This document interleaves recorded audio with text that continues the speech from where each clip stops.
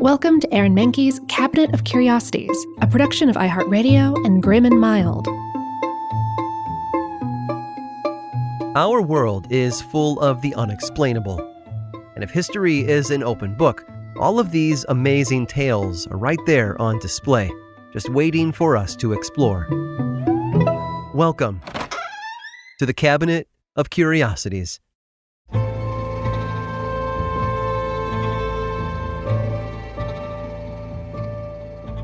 We've all seen those apocalyptic movies where the populous city has been abandoned. Streets that used to teem with pedestrians and taxis now sit idle, a still life of decay as grass pokes through potholes and trees flourish along sidewalks. It's quiet, quieter than it ever has been before, like a living photograph. It's hard to imagine an area like New York City or Tokyo suddenly drying up and losing its entire population. But it does happen.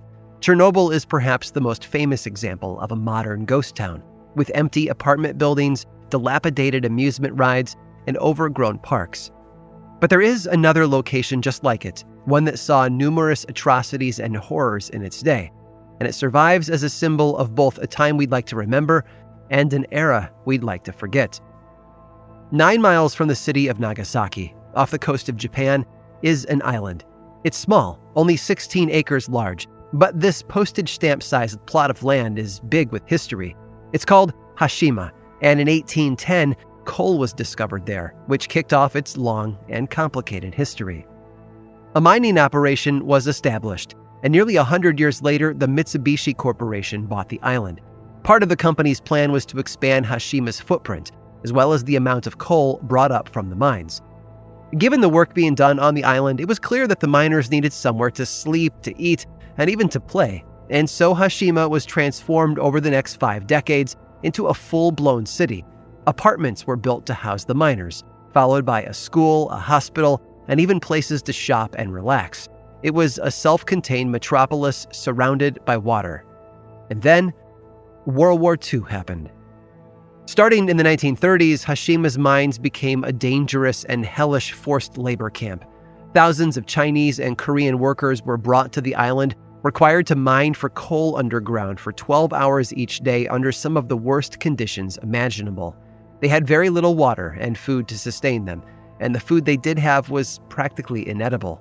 They did not wear clothes, only a flimsy undergarment that was provided as a kind of uniform, and anyone who refused to work or stopped due to exhaustion was beaten or killed, a message to the others to keep working. Meanwhile, above ground, the Japanese continued with business as usual. They shopped and ate together, had fun, either unaware or unable to process the war crimes happening literally beneath their feet. It was estimated that nearly 1,500 Koreans and just over 700 Chinese laborers were tortured and killed on Hashima by 1945.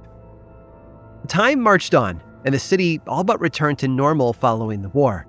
The population on the island experienced a baby boom of its own, reaching over 5,000 citizens. However, while the number of people living there grew, the need for the miners began to shrink. The 1960s saw their dependence on coal reach an all-time low. Oil was the energy source of the future, which meant that the mine that had been active since the 1800s was becoming obsolete. Mitsubishi shut it down for good in January of 1974. With their economy in shambles and their source of income shuttered, the people living on the island had no reason to stay. Everyone was gone by April of that same year. Mitsubishi held on to Hashima until the early 2000s, when it finally gave it over to the local government. Of course, Nagasaki City, which controls access to the island, believed the former burg still had something to offer. But if not coal, then what? Well, tourism, of course. It took a lot of careful planning, but Hashima Island, well, a piece of it anyway, opened to the public in 2009. Tourists were not permitted to venture out of a specially cordoned-off area due to safety reasons, which is still the case today. The apartments and other buildings are unstable, their foundations and structures rotting away from exposure to the harsh elements. But people from all over the world are still fascinated by what Hashima has to offer, mainly because it's a time capsule of 2 distinct periods in Japanese history, the Taisho period and the Showa period, spanning the 1920s to the mid-1970s. In 2015, Hashima's coal mine was designated a UNESCO World Heritage Site, but Japan was told by the committee to educate visitors about its problematic past as a forced labor camp. Sadly, the island hasn't just preserved a moment in time for the Japanese, but it also stands as a monument to the cruelty perpetrated during World War II. Hashima Island was geographically and historically much like a typical city. It had a shiny facade that everyone saw, and a dark secret few were willing to acknowledge. But history doesn't forget, and neither should we. And the laborers who suffered and died there deserve to be remembered.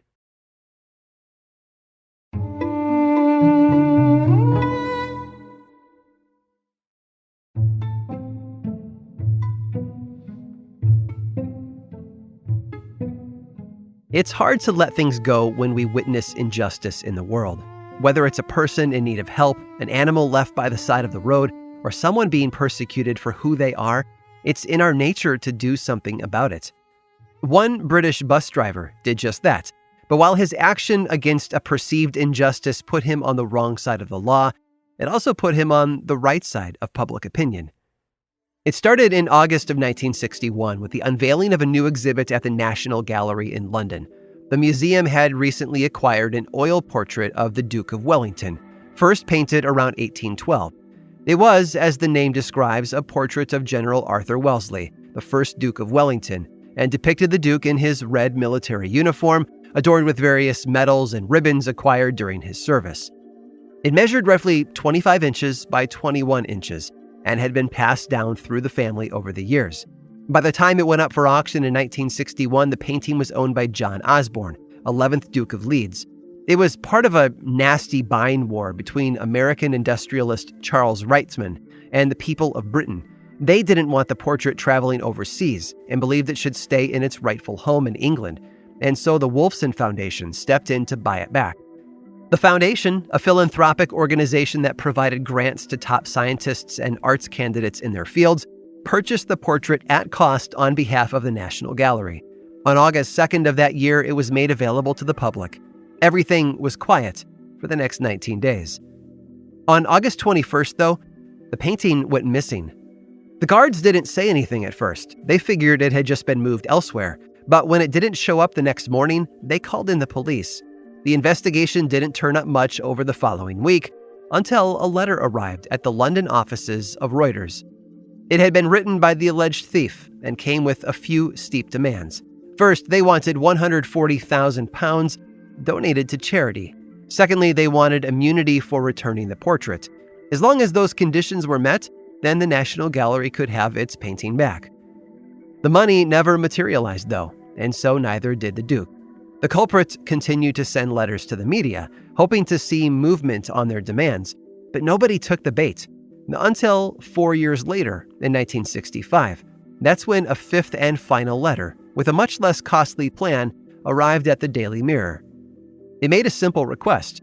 For 1 month, let the public see the portrait for the low cost of 5 shillings per visit. After that, it could be reinstalled at the National Gallery, and any donations that had been collected would be donated to the thief's choice of charity.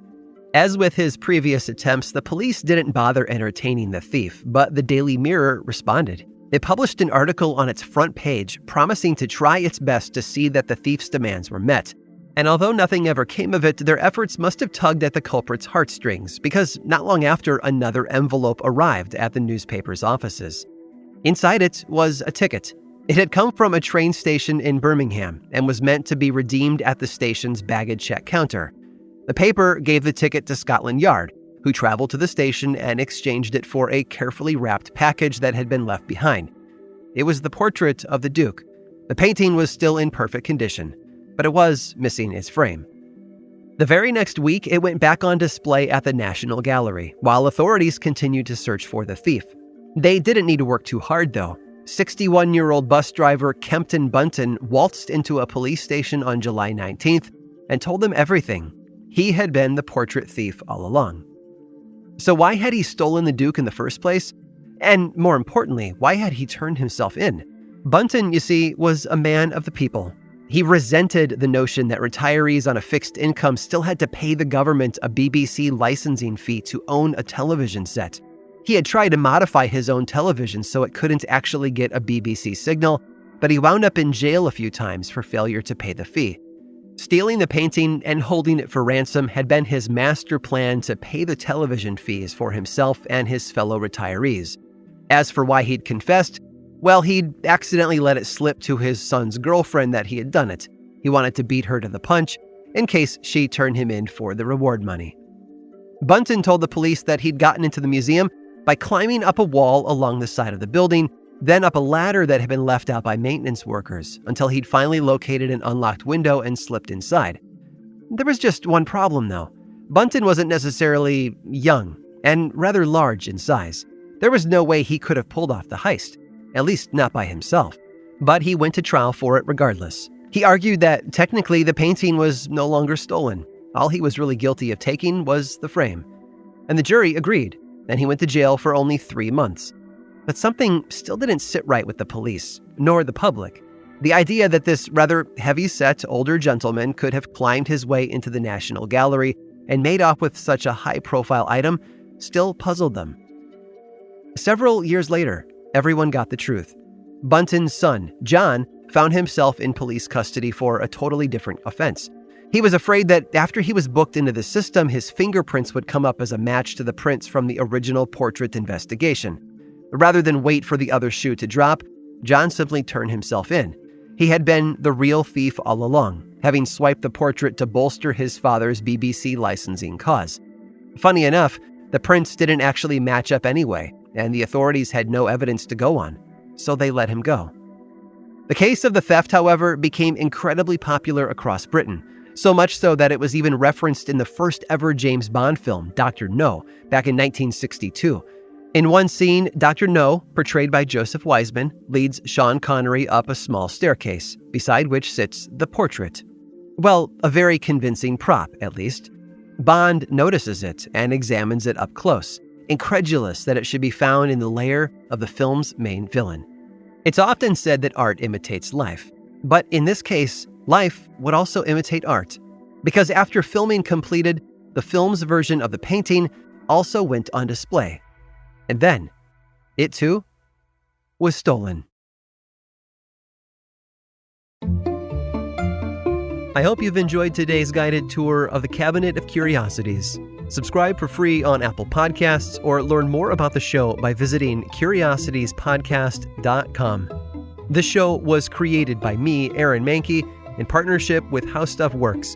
I make another award-winning show called Lore, which is a podcast, book series, and television show, and you can learn all about it over at theworldoflore.com. And until next time, stay curious.